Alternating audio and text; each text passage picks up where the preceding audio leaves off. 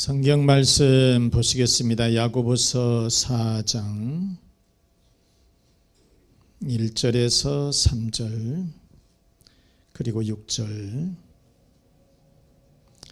야고보서 4장 1절에서 3절 그리고 6절.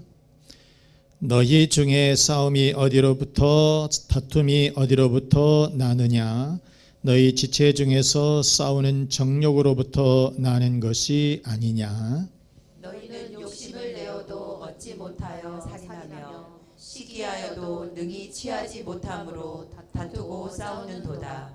너희가 얻지 못함은 구하지 아니하기 때문이요.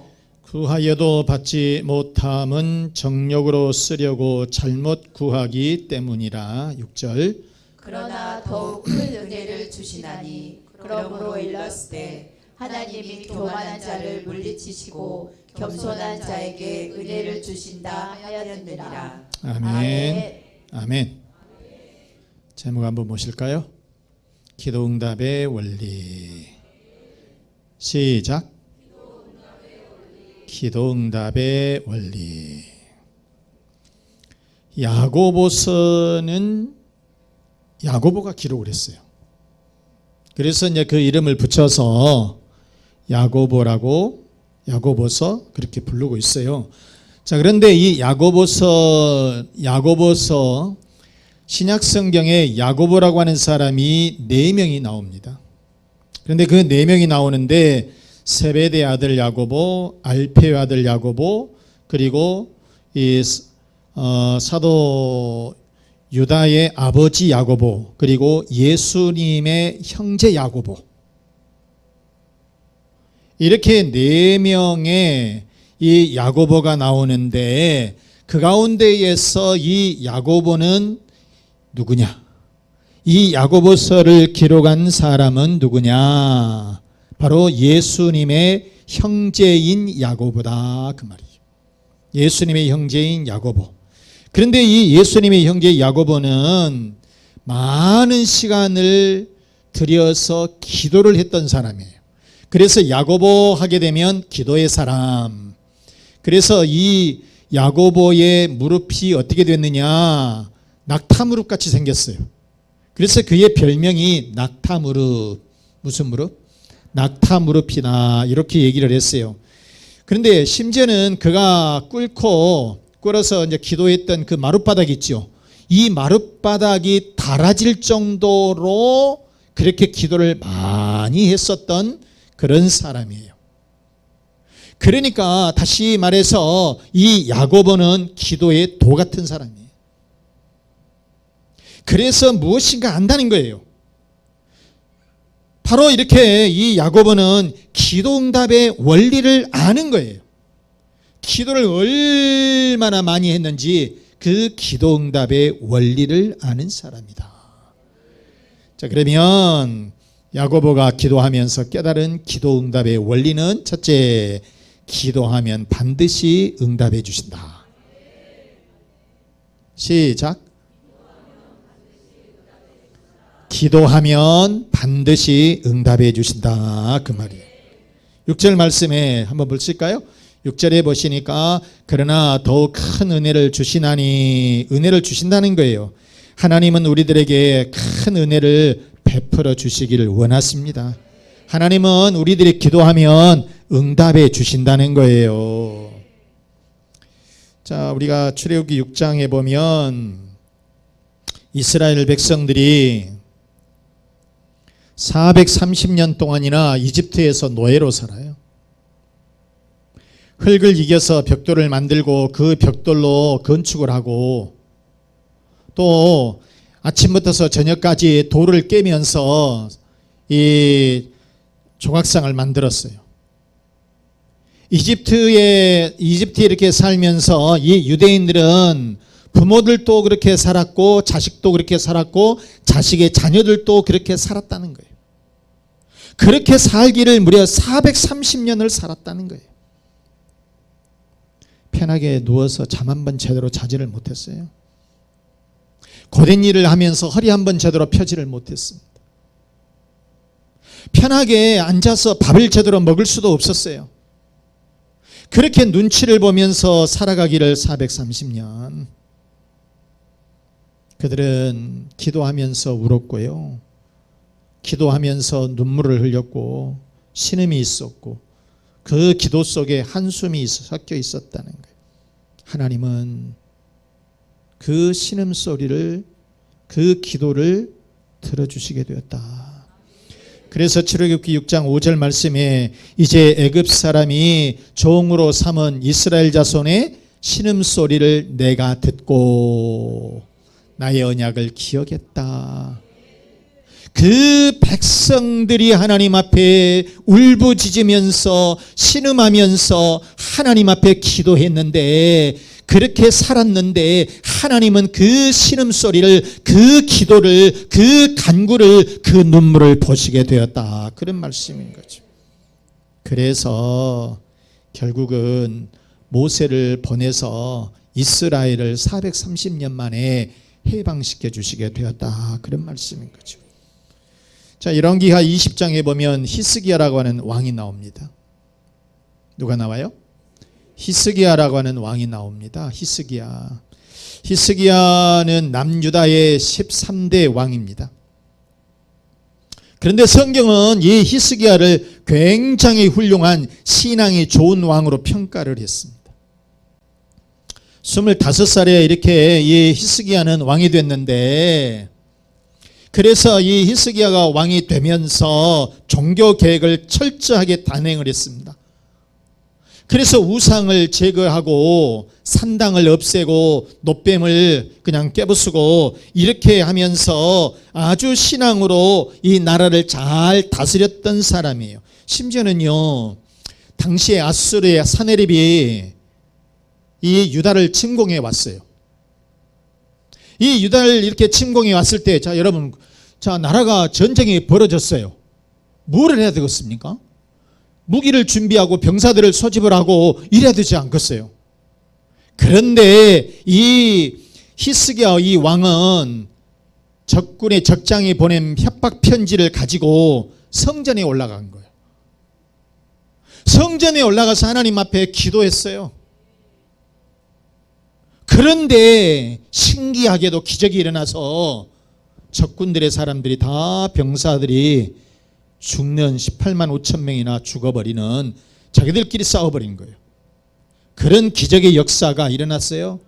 바로 이것은 무슨 얘기냐면, 이처럼 히스기야는 하나님 앞에 철저하게 기도하는 사람이었는데, 그런데 그렇게 훌륭한 왕이 병들어서 죽게 된 거예요. 자, 성경의 열왕기하 20장 1절에 보면 그때에 히스기야가 병들어 죽게 되매 아모스의 아들 선지자 이사야가 그에게 나와서 그에게 이르되, 뭐라고 말해요? 여호와의 말씀이 너는 집을 정리하라. 내가 죽고 살지 못하리라. 너 죽는다는 거예요. 죽는다는 거야. 집을 정리하라는 거야. 이미 너 죽었다 그 말이야. 자, 그때 당시에 히스기야의 나이가 몇 살이냐면 39살이. 아직 죽을 때도 아니에요. 그런데 어떻게 하다가 죽을 나이가 된 거예요. 죽게 되었다는 것입니다. 진짜 이걸 일컬어서 청천벽력이라고 하는 거예요. 마른 하늘의 날벼락. 자, 이렇게 됐을 때에 죽는다는 거예요. 그러면 여지없이 죽는 거 아니에요. 31살이 39살이 됐든 31살이 됐든 관계없이 뭐 병들어서 죽으면 죽는 것이지. 그랬을 때에 이 히스기야가 뭘 했느냐? 의원을 부른 것이 아닙니다. 하나님 앞에 기도했어요. 하나님 앞에 기도했어요. 어떻게 했는가 보실까요? 열왕기하 20장 2절 말씀에 같이 읽어볼까요? 히스기야가 낯을 벽으로 향하고 여호와께 기도하여 이르되. 히스기야가 얼굴을 벽에다 대고 이렇게 기도했다. 바로 이 말씀은 무슨 말이냐면 사람들을 다 물리치고 죽을 힘을 다해서 하나님 앞에 눈물을 펑펑 쏟으면서 하나님 앞에 기도했다는 거예요. 그랬으면 어떻게 됐을까? 결과가 나올 거 아니에요. 열왕기하 20장 5절하고 6절 말씀 봐보세요. 너는 돌아가서 내 백성의 주권자 히스기야에게 이르기를 왕의 조상 다윗의 하나님 여호와의 말씀이, 하나님의 말씀이 내가 내 기도를 들었고 내 눈물을 보았노라. 내가 너를 낫게 하리라. 그 말이에요. 아멘. 내가 너의 기도를 들었다는 거예요. 너의 눈물을 보았다는 거예요. 그래서 내가 너를 낫게 해주겠다. 이렇게 말씀을 해 주신 거예요. 그래서 그의 생명을 15년 동안이나 연장시켜 주시게 되었다는 것입니다. 이게 하나님의 기적이라는 거예요. 이게 하나님의 역사라고 하는 거예요, 여러분. 여러분, 우리가 기도하면 응답이 돼요. 그 응답을 받고 여러분 사셔야 돼요. 신앙생활을 하면서 지 멋대로 사는 것이 아니라, 자기 멋대로 그냥 사는 것이 아니라 기도하면서 살아야 돼요. 그래서 응답을 받으면서 살아야 되는데, 신앙생활을 하면서 응답을 받지 못하는 것이 왜 그러냐고 말이에요. 자, 또 한번 여러분 한번 보실까요?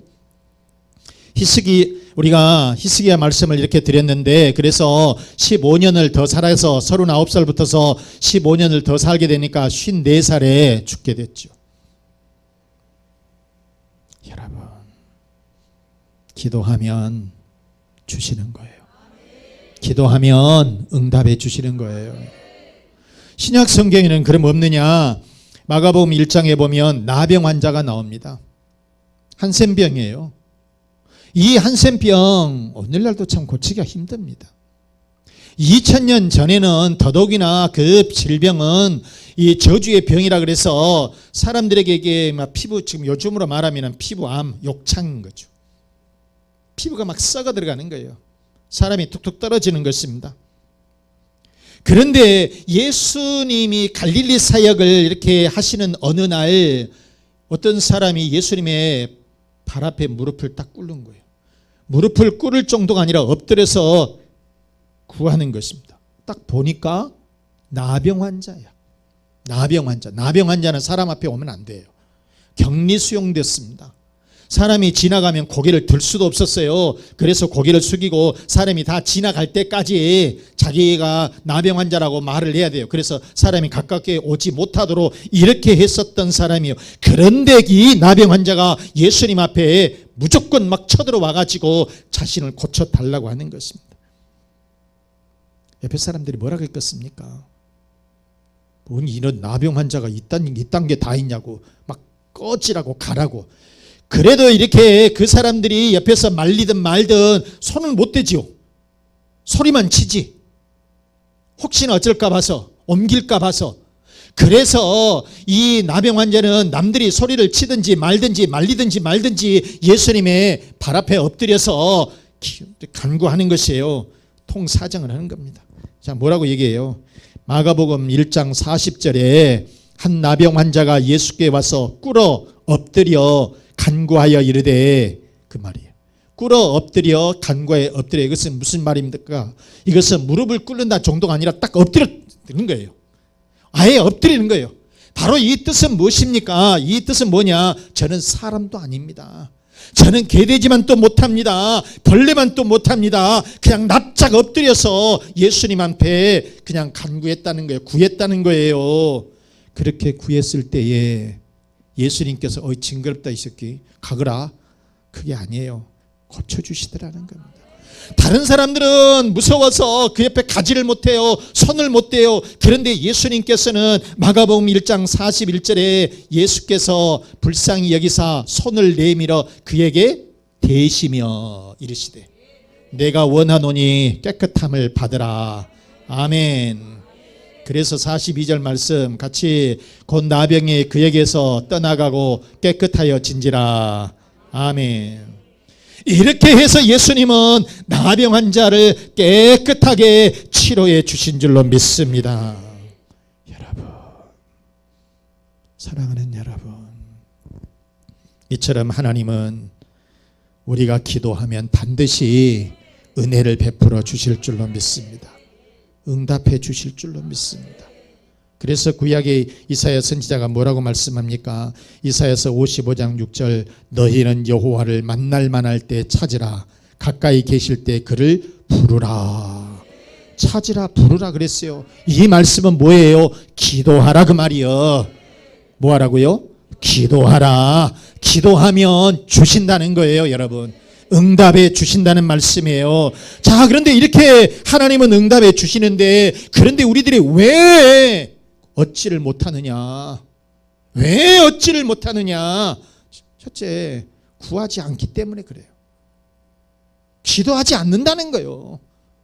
현대인들은 보면 너무너무 바빠. 핑계야 핑계. 오늘 새벽에도 말했지만 게으르다는 거예요. 그만큼 기도할 시간이 없을 정도로 바쁘면 이 대한민국에 있는 돈 다 벌었겠다. 그러잖아요. 여러분 재산이 몇 조씩 됐겠다. 그런데 여러분 기도할 시간조차도 없으면서 그렇게 바쁩니까? 기도하지 않는다는 겁니다. 그래서 하나님은 주시지 않는다. 2절 말씀 봐보실까요? 너희가 욕심을 내어도 얻지 못하여 살인하여 시기하도 능히 취하지 못함으로 다투고 싸우는도다. 너희가 얻지 못함은 그 다음 구하지 아니하기 때문이라 그 말이에요. 너희가 얻지 못하면 너희에게 응답되지 않는 것은 뭐냐? 구하지 않는다는 거예요. 구하지 않는다.